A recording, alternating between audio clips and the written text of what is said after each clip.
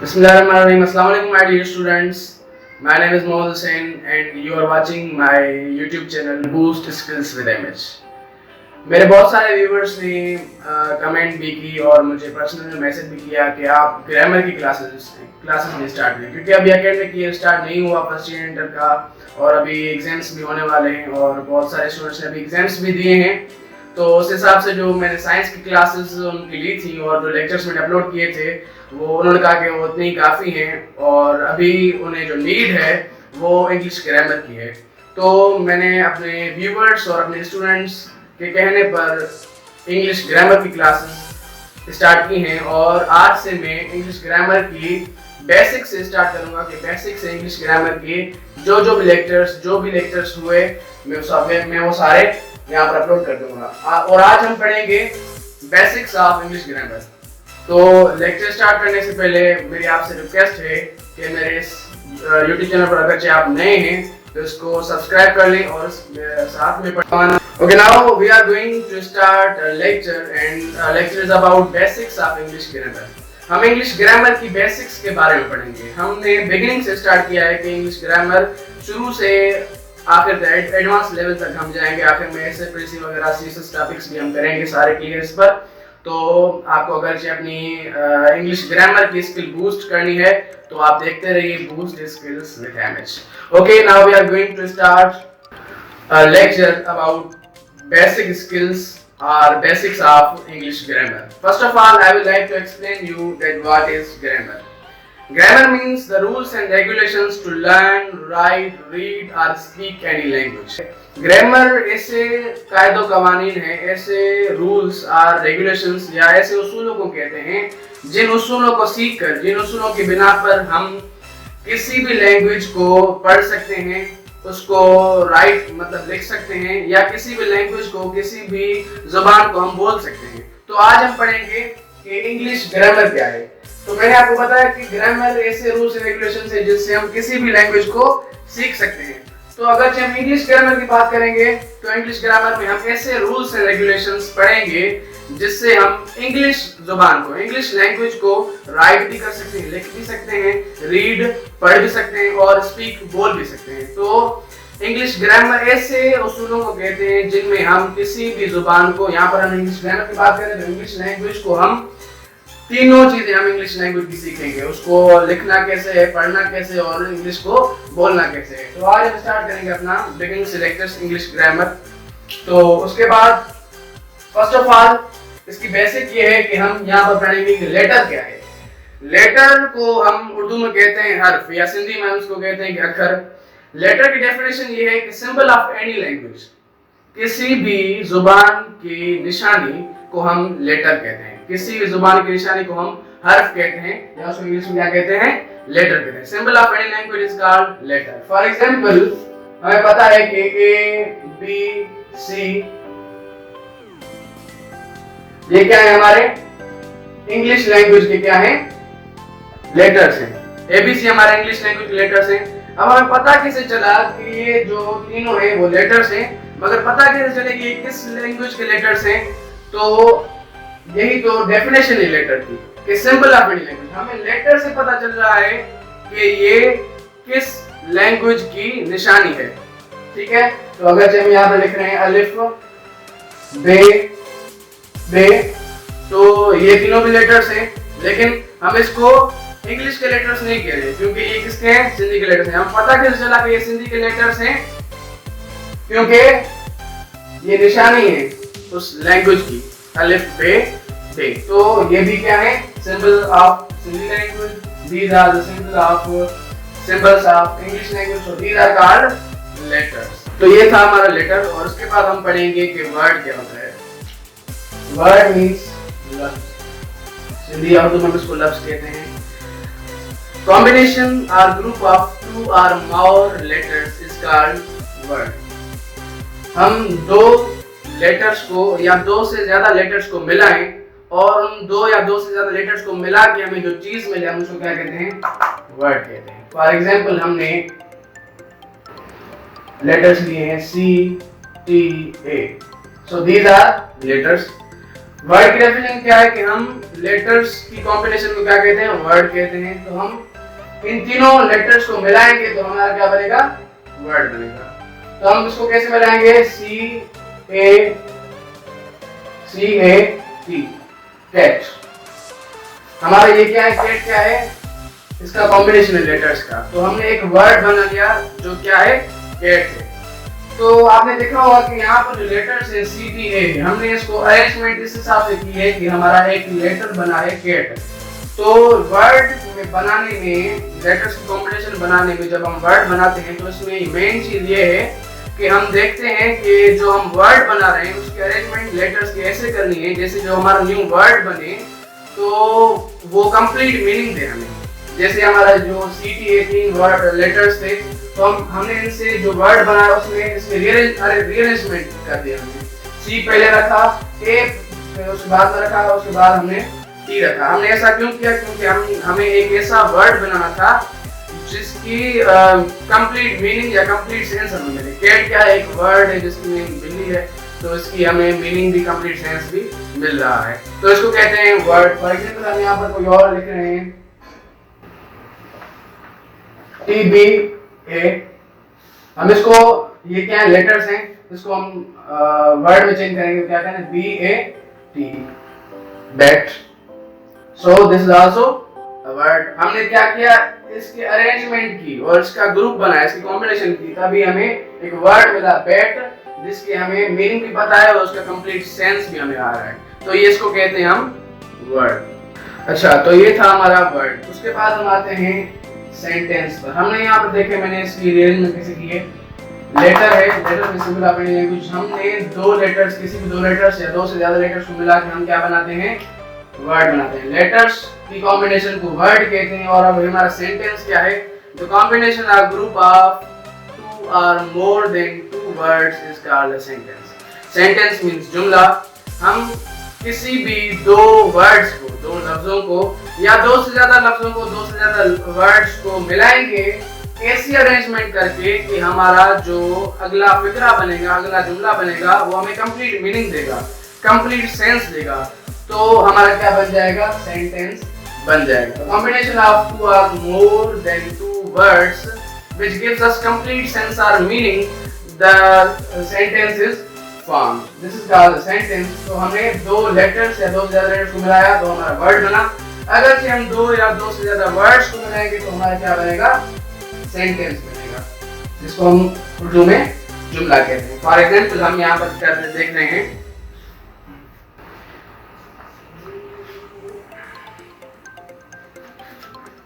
he great is।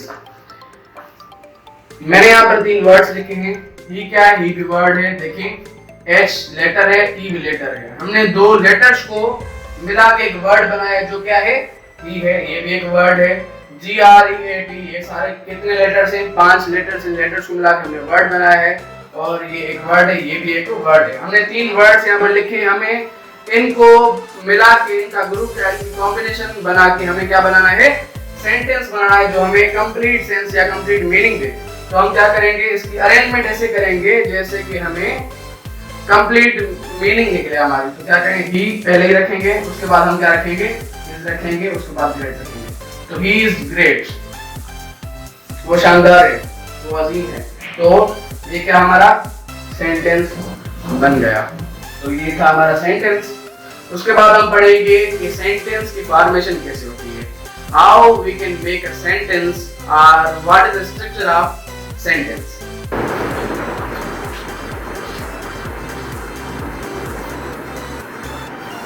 Sentence हम बनाएंगे कैसे, सेंटेंस का मेथड क्या होता है, सेंटेंस की तरतीब कैसे होती है, हम सेंटेंस बनाए कैसे।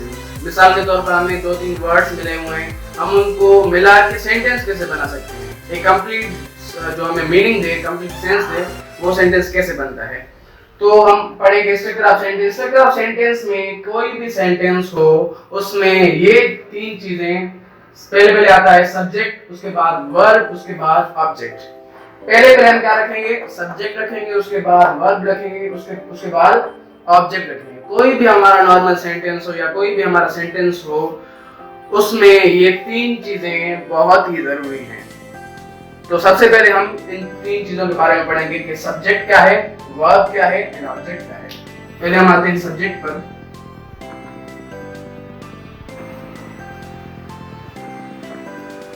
Subject means doer of an action. Action means काम, डूअर मीन्स करने वाला।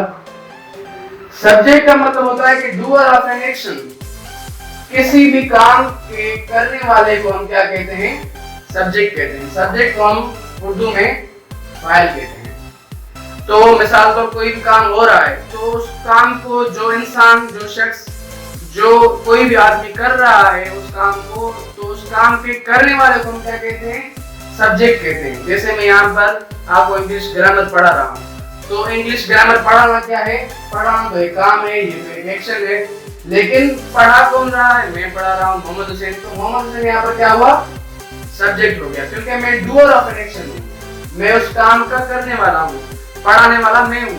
तो जो पढ़ना काम है उसको करने वाला कौन है, मैं हूँ। तो सब्जेक्ट क्या होता है, के करने वाले को हम क्या कहते हैं, सब्जेक्ट कहते हैं। उसके बाद हम आएंगे वर्ब पर। वर्ब क्या होता है हमारा,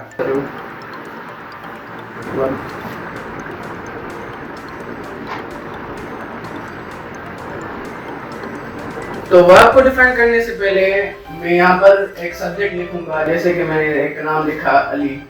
अली कोई भी काम कर रहा है, तो जो कोई भी काम कर रहा है, काम कौन कर रहा है, अली कर रहा है, तो अली क्या हो गया, हमारा सब्जेक्ट हो गया। अब हम पढ़ेंगे वर्ब क्या होता है। वर्ब वैसे तो पार्ट्स ऑफ स्पीच में इसकी बहुत बड़ी डेफिनेशन है, वो मैं आगे जैसे जैसे हम इसको, इसके बाद में पार्ट्स ऑफ स्पीच पर भी लेक्चर दूंगा। तो पार्ट्स ऑफ स्पीच में हम वर्ब की काइंड्स भी पढ़ेंगे, टाइप्स भी पढ़ेंगे, ये सारी चीजें हम वर्ब की पढ़ेंगे। लेकिन अभी हमें सिर्फ स्ट्रक्चर ऑफ सेंटेंस पर ध्यान देना है, तो इसलिए मैं यहाँ पर सिर्फ वर्ब की एक मेन खुसूसियत, एक मेन क्वालिटी बताना चाहूंगा, जो कि हमें सिर्फ सेंटेंस, स्ट्रक्चर ऑफ सेंटेंस में काम आएगी। तो स्ट्रक्चर ऑफ सेंटेंस में हमें वर्ब की क्या डेफिनेशन होगी, any action is called verb. Action का मैंने पहले भी आपको बताया काम। तो सिंपली किसी भी काम को हम क्या कहते हैं, वर्ब कहते हैं। वर्ब को उर्दू में क्या कहते हैं, फेल कहते हैं। तो किसी भी काम, जो भी काम हो रहा है, उस काम को हम क्या कहेंगे, वर्ब कहेंगे। सब्जेक्ट मींस उस काम के करने वाला, मींस फेल के या वर्ब के करने वाले को हम सब्जेक्ट कहेंगे, और जो काम हो रहा है उसको हम क्या कहेंगे, वर्ब कहेंगे। मिसाल तो हमें यहाँ पर अली कोई भी काम करने वाला है। अब हम बताएंगे कौन सा काम करने वाला है, तो हम कहेंगे अली टीचेस। अली पढ़ा रहा है, अली टीचेस। टीच मींस पढ़ाना। टीच क्या है, एक हमारा वर्ब है, क्योंकि ये काम है पढ़ाना। कौन पढ़ा रहा है, अली पढ़ा रहा है। तो ये हमारा हो गया सब्जेक्ट अली, और हमारा वर्ब हो गया टीचर्स, पढ़ाना। उसके बाद हम आएंगे ऑब्जेक्ट पर। हाँ,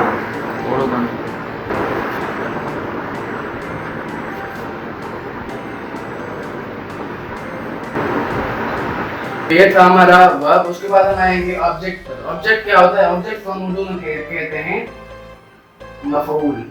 क्या कहते हैं, मफऊल। ये फाइल हमारा, ये फेल, और ये क्या हुआ, मफऊल।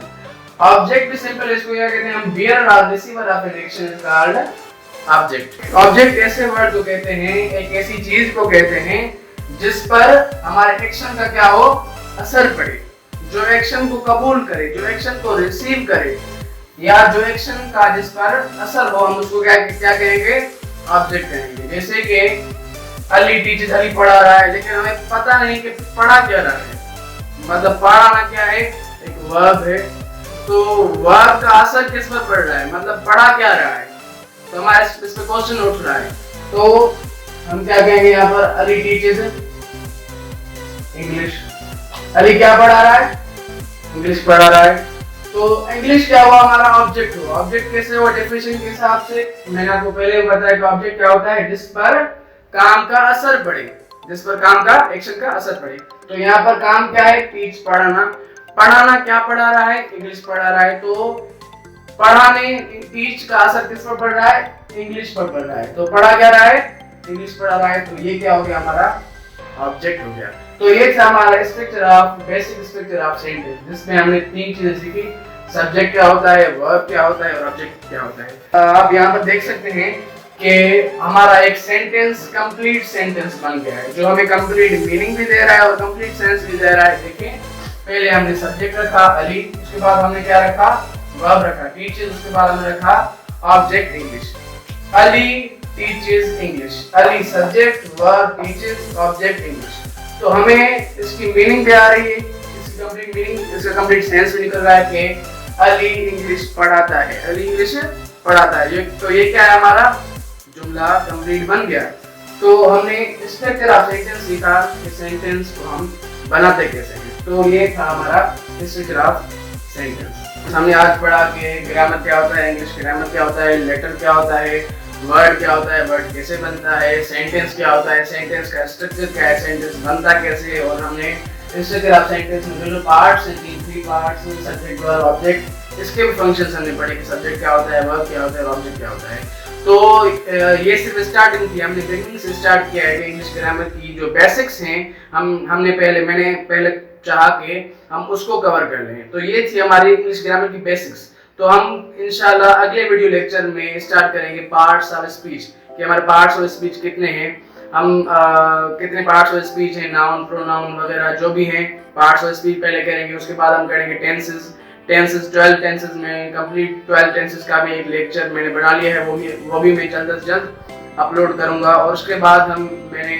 एक्टिव पैसिव भी को भी टारगेट किया हुआ है। और उसके बाद हम करेंगे narration, direct and indirect speech. तो ये सारे एडवांस लेवल तक। उसके बाद हम करेंगे ऐसे एप्लीकेशन, प्रेसी कैसे बनती है, CSS टॉपिक्स जो भी हैं हम सारे क्लियर करेंगे। तो सबसे पहले मैंने इसलिए ये लेक्चर एक दे दिया कि आपको पता चले कि मैं ग्रामर के भी मैंने लेक्चर्स अपलोड करने शुरू कर दिए हैं। तो ये सिर्फ बेसिक इंग्लिश ग्रामर का लेक्चर था, जिस पर हमने सिर्फ बिगिनिंग की है, स्टार्टिंग हमने पॉइंट लिया है कि हम इंग्लिश ग्रामर को कैसे स्टार्ट करें। तो अगर से आपको ये बेसिक्स सही तरह से आएंगे तो आप आगे आपको कोई भी डिफिकल्टी नहीं होगी किसी भी इंग्लिश ग्रामर के टॉपिक को समझने में। तो मिलेंगे इंशाल्लाह अगले वीडियो लेक्चर पर, तब तक के लिए अल्लाह हाफ़िज़।